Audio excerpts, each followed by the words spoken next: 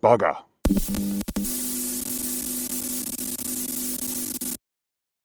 Greetings, survivors, and welcome to another episode of Beware the Humans. And today we're going to be talking about these fantastic little fellows. These could literally be lifesavers in certain situations, but we'll talk about that in a moment. So these fantastic little fellows are tiny but efficient storage devices. Sturdy, waterproof, and very easily buried or hidden. And depending on what you keep inside of them, they could well save your life. And we shall go into some examples in a short while. But before we start, and a quick aside, you may have noticed that I folded up the tin foil and put the cardboard aside.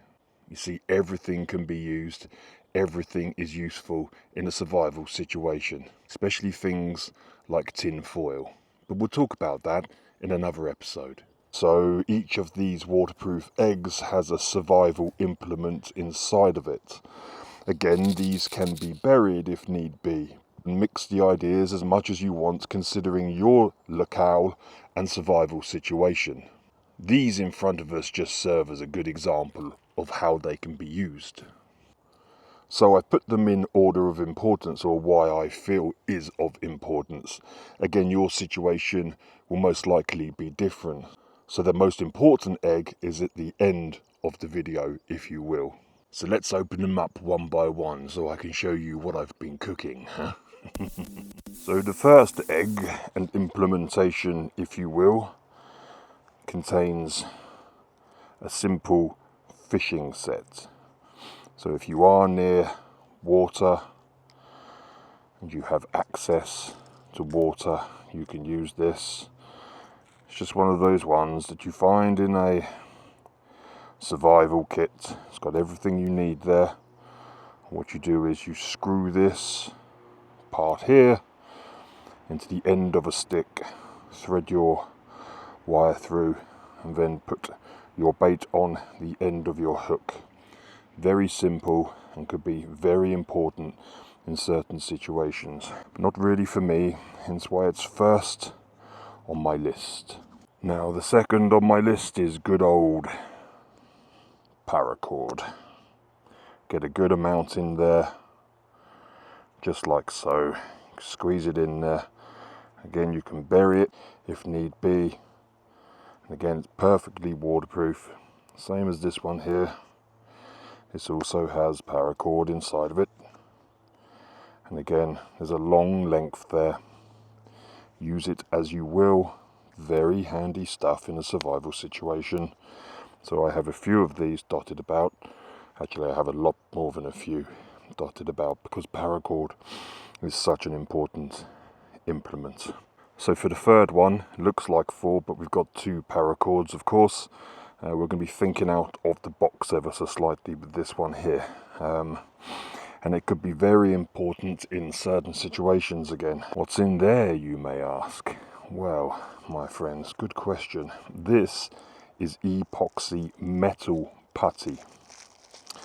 So if you need to fix anything metal, this stuff is great, especially if you don't have the resources for welding, etc.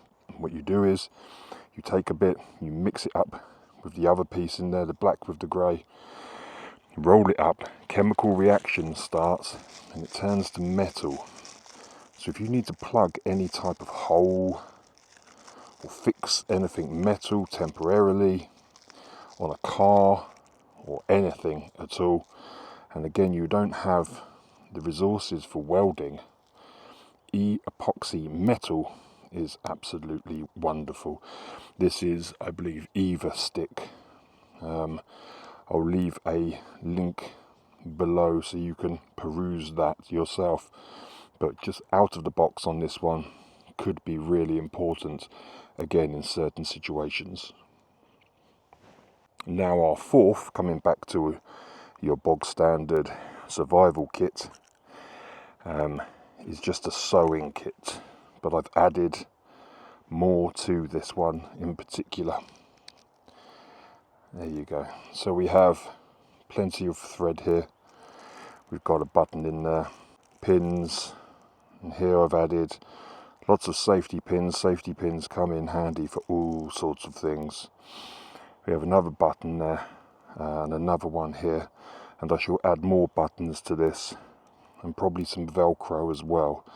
And then we have like a small caliper that I've added just in case I need this. But it's basic stuff, but if you're in certain situations, it could be vitally important to keep your pants up, for example. Nobody wants to be caught with their pants down. So this is our 5th egg. I'm not going to open it up. Quite simple. This is pain relief. I have codeine, paracetamol and aspirin. Now you may think to yourself, there's only 2 eggs left. In those eggs, are there water purifiers? Well, I'll tell you now, no, because I have another system around that, and I didn't want to put the purifiers into an egg, but I have other ways of getting pure water. Again, we'll talk about this in the future, but in this one is pain relief. Very important when you're out and about. Now we are left with 2 eggs. This is entirely subjective. This is all subjective, and I'd love to hear what ideas you have. Put them in the comments. I'll reply to them, and perhaps we'll talk about them at a later date. But these are my 2 last, and I feel that they're as important as each other. Actually, no, one is more important than the other. So this one is the least important, but extremely important. Hope you get the point. We have a fully functioning fire lighter kit. So I'll show you. I'll just try and pull this out quite gently. So what do we have in here? So we have a good lump of fire lighter right there, and it's all wrapped in matchsticks, wrapped with tissue. So we've got the dust of the fire lighter as well, and then there's lots and lots of matches in there, and of course a small match strike.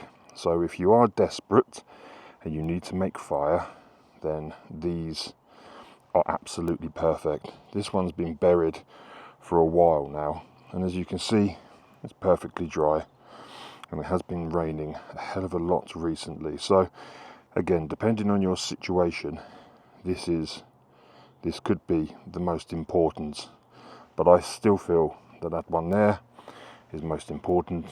We'll have a quick chat about that right now.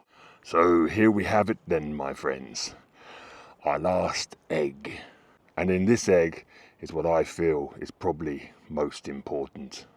Again, this is wholly subjective and depends on your personal situation. So what do we have in here then?